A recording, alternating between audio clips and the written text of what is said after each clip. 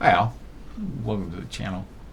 So I've been doing, having a lot of fun doing the color photo stitch uh, parts of Hatch that I really like.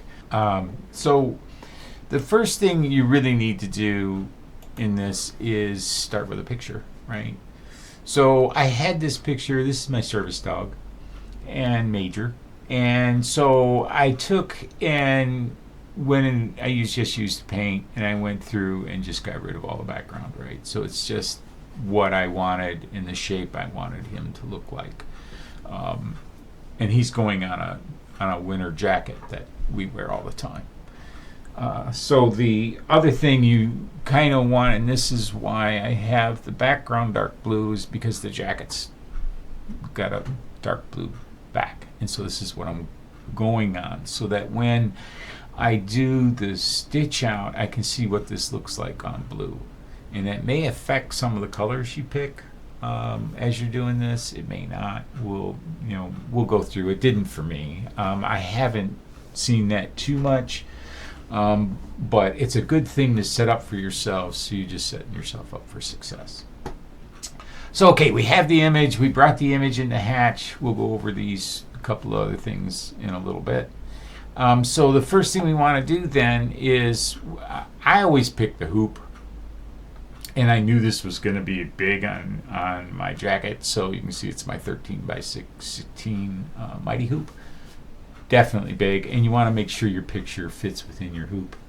That way you're not going to have any problems when you get down to your machine, right? And needles aren't going to hit frames or anything like that, right? So from there then, all we need to do is we need to select the picture that we want to convert, and then go in here under Auto Digitize, and you'll see there's this color photo stitch. And so you just click on that, and now you get some nice options here, right? Typically, it looks at the picture and says, "Oh, okay, I'm going to need at least 10 colors. That's the minimum it's going to need to reproduce it." Sometimes you will want to increase that. You may be able to decrease it, but it's just going to depend on the photo that you're using. And the outcome that you're going to end up stitching. So another key thing that I find that makes a difference are these spacings. So I like to start at it 0.34 millimeter, just so it's dense, right? I don't want to see a bunch of holes in this thing. And then the other thing I found is playing with these stitch lengths. I think they start at 250, and maybe we'll just go down to 2.0 for now. We'll preview all of this stuff, right? The other thing that we've done is you can see in this, a bitmap preview what this thing's going to look like. It's pretty dark. So, and I've had to do this, that's why you got to come in there and play with these things. So let's just bring up the brightness, and you can see the difference right away. It's a nice interface for doing this. And so let's just say, we'll go over these. You can do sepia and gray, but no sense in doing really a color stitch out if you're going to do gray, because it's just shades of gray, right? And there's not that many shades of gray. So sepia is another one. So it's you're stuck on that sepia tone. So that's why I just stick with the original one. I've had really good luck with this so far. So now you can see he looks a little better. So let's just preview it and see. So as you can see, there's holes. There's lots of holes within the stitch out. So again, messing with some of these will help. So if we go back up to 2.5, and see, now it's starting to fill in a lot of those holes. So, this is where you literally just sit here and play until you get what you're happy with, right? I wouldn't go below 3-4. You probably could, I don't see that it's, yeah, I see no real difference there from 3 to 3, 4. So, and you, like I said, you can keep playing with this. And if this looks good, and for all intents and purposes, like I say, I play with this a lot until I get it to where I am. I may even come in here and add some more colors and then preview it and see if, does that really help matters any. In this case, it didn't really. So I'm going to go back down to the 10, try it again. Okay, and let's just say for now, for the sakes, I'm happy with this, you know, because some of these holes you can actually fix after the fact anyway, so it's not that huge of a deal. But just realize you're going to have these, and you can see how the blue's bleeding through. So that's what's kind of interesting in all your backgrounds. Now, there's a way you may be able to help yourself out there and help this look better. And that we'll go over that in a few minutes. So let's just say, all right, we're ready. We're happy with all this stuff. So you just click the OK. And voila, you go, well, hey, that looked really good. Look how full and thick that is. What's going on? and and here's all your things that it stitched out, all your objects. But what you're seeing is you still have those holes, but you're seeing the picture behind it. So select your picture and hide it. Now you're going to see your holes, right? And I'll show you in a few minutes how we can handle some of those things as well. So, oh, shoot the bed. I always, and as you'll notice, all of these colors are in RBG. There's an option in here in the Colorphoto stitch that allows you to pick it from your palette, right? But I'm sorry, Hatch doesn't do a super good job at picking the right color. Or if colors are close, it may just pick the same color instead of a slight variance, so you can get that variance between the two. So I just pick my colors myself, right? And one of the things that you do is going to again be based off your palette. So as you can see, one of the things I have in here is Isochord 40. So just to give you a little bit of idea of what thread charts, the bicolors are, these were the colors of the threads I bought when I originally bought my machine. I can't get those anymore, so, you know, but they were all 4,000 meter spools, so I have a lot of thread yet. You'll see here's Isochord 40, which I highly recommend when doing color stuff, because Isochord 40 just has a plethora of colors of threads. You'll see Dan's Isochord 40, and what this is the Isochord 40 threads that I've purchased, right? So it's a kind of a pain in the butt to maintain this, but then again, when you're looking over here and you're looking for a color, and you want to just use the threads that you already have, that's when I did it. I also have Richword's, all their threads in. And again, I don't have all of the colors of their threads. I have quite a few. I really like Richword as well, their threads. So this is my version of the colors that I have. So that's going to determine the best way for what colors to pick. One of the things, and we'll get over these two blobs here in a few minutes, so let's just go to the colors. So how do I select my colors? Just set your sequence up for colors so you get all the objects of every color, right? And then what I do is you look at this color and you come over here and you go, that's really close, right, to whatever we have here. So I'm just going to say let's select the cream. And you'll see it's a little bit lighter, but it really isn't that bad. And then you just go on to the next. So this is a real close to a light gray, right? And you'll see it kind of filling in. And if you ever have a question whether that was the right selection for this light gray, you can just go back and undo current color, and you'll notice I didn't see anything, and we're back to the RBG color.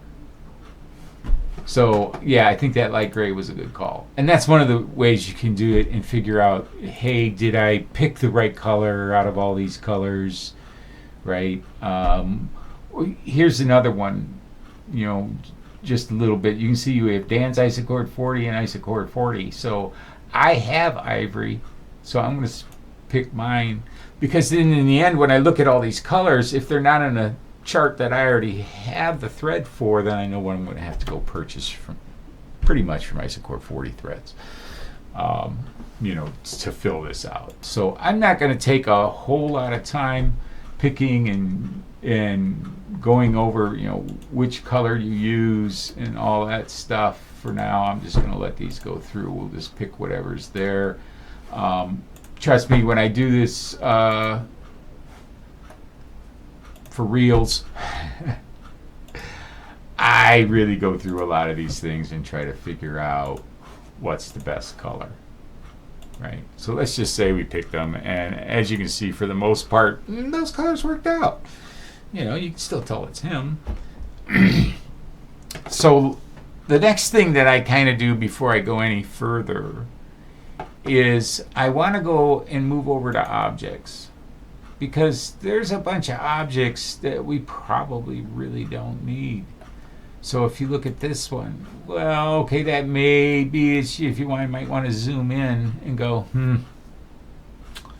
I really don't think, you know what I mean, that little bit of thread there is going to make that bit of a difference. If it does, if you want it, keep it. But the ones I definitely get rid of are things like this. Let's go back to the center so I can see if I can figure out where this is at. See, it's way up there. It's not even near an edge. That's not worth the stop and start points. And I go through all of these and kind of look at them. Even some of the bigger ones. These ones too are like, it's not in a real place. I need to, you know, just delete them. It's your artwork. So you have to figure out how many starts and stops you want and all the stuff that's going to be on the back, right? And is it worth it? And does it really show anything up? So go through all these objects. Definitely. Straight lines, these, you know, 99% of the time you can just delete. You don't even care where they're at. You know, unless it's something like right along here, you know, it's a shadow or something, then you may want to keep it. So just kind of go through all of these. And one of the things I do like about Colorphoto Stitch is usually at least the first few colors are all solid. There's not a lot of these, you know, the ones of these where you come in and you go, I don't care, delete, right? So that's the next step that I go through. After that, then the thing that I really want is I want to look at this and go, where are there holes that I really do not like, right? So which ones are going to bother me? And let's just say this one bothers me. Any of these holes do.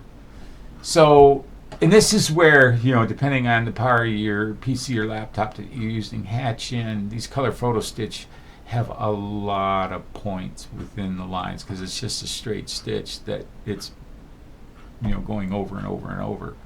I mean, let's look at one of these, right? See, it's just a single run. And then, of course, when you go to edit that object to get all its points, if you don't have a real powerful PC, this may take a while. Moving them may take a while, things like that. But what you can do then is sometimes you can just move a current point down in there and get more coverage on the whole. At other times, you can just add a couple of points. And then do things like, you know, that covers it, and then this covers it. Right, so that hole's now covered. Maybe you need to move this one over a little bit because of what you took away. Move this one up. So now you can see that hole's covered. And if I zoom back out,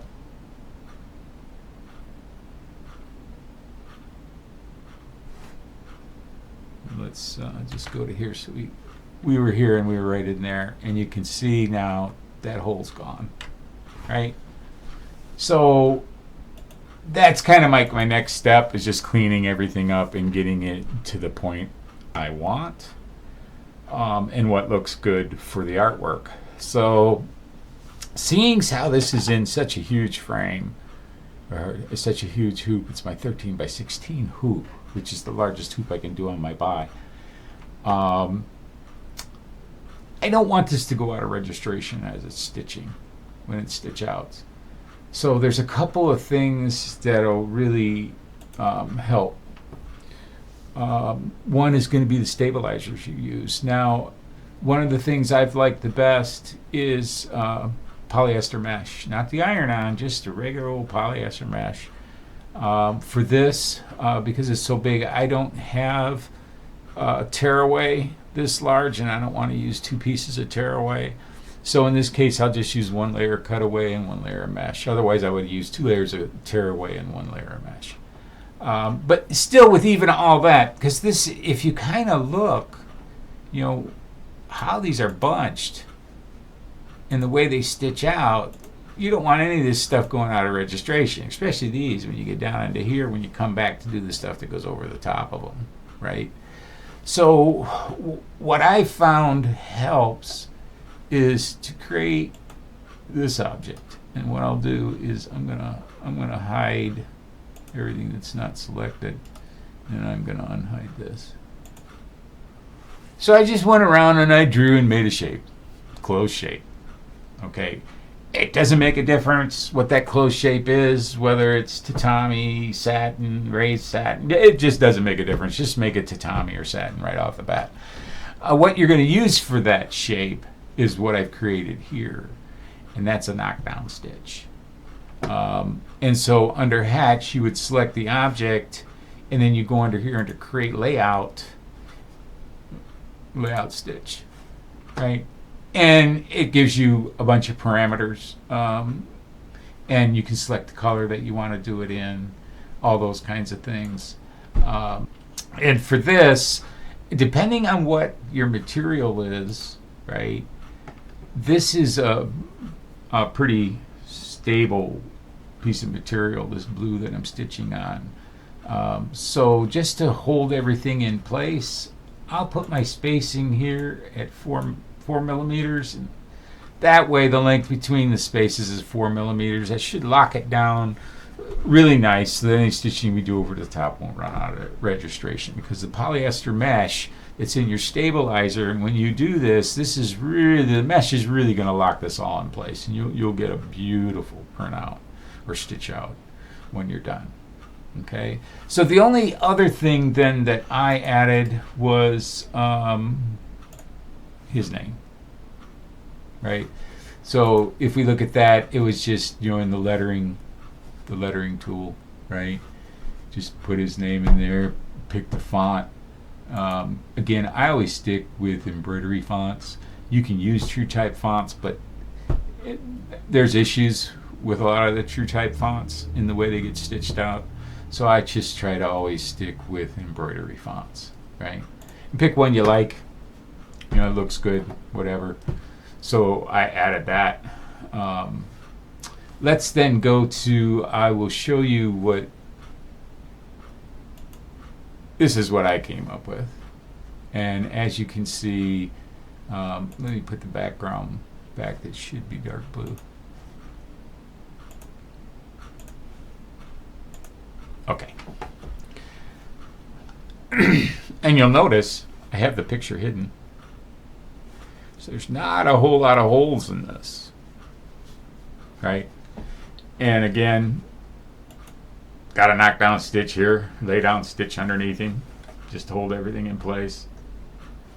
And you know, oh, that's one of the things. Sorry, I was playing around with this. I only, again, 1 layer, 4 millimeters, right? So that's what this ends up being. And you'll see it's a lot. There's 157,000 stitches. But again, this thing's huge, right? So I did stitch this out. Did have one kind of boo-boo in the stitch out, which was this color originally. I don't know what I did. I picked some color that was really almost pinkish, so it didn't look, in my opinion, as good as what this pine bark does, because the pine bark gives it more of a darkness, and I think overall aesthetically it just looks a lot better. You'll see as I did the stitch out. So The movie's coming up next. I basically took 10 to 15 seconds of kind of every color so you can see how the thing's stitched out. And then I'll have some pictures at the end of the actual coat and how it looked on the coat. So hope you all enjoyed this. Hope it was helpful to you all. And I wish you all to have a great day. See ya.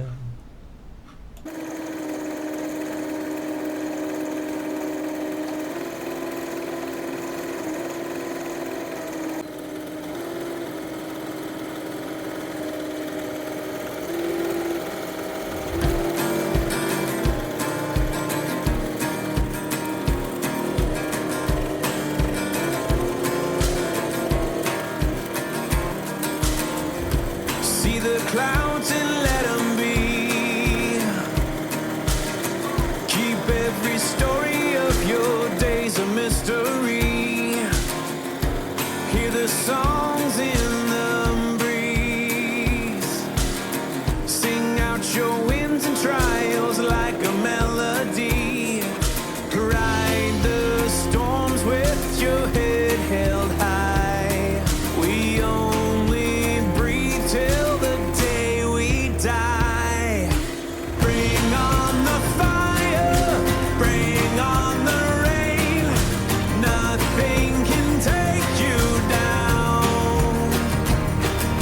Crashing like thunder, steel in your veins. Nothing can take you down.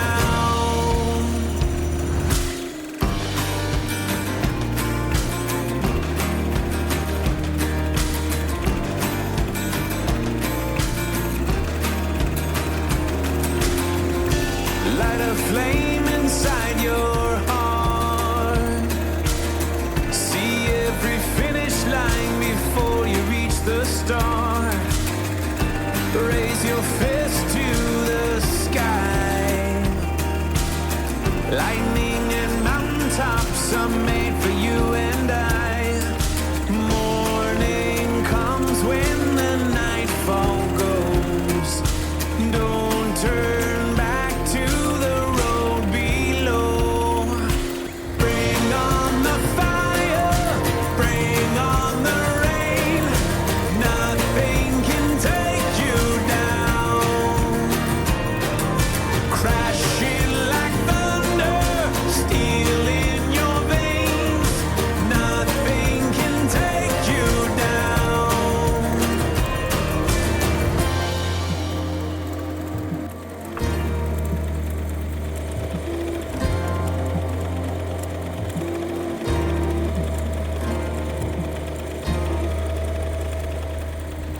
Bring on the fire, bring on the rain.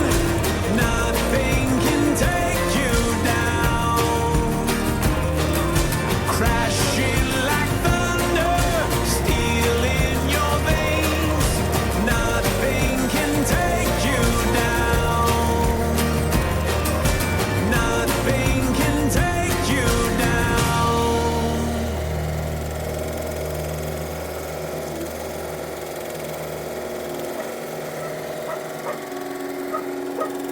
Well, thanks for sticking to the end. Here's the actual stitch out on the jacket. You can kind of see what I mean if you look around the eye or the nose and stuff. You know, it's a little bit pinkish. Probably should have been a darker color, which that's, remember I said I corrected. So here it is a little closer up. See ya.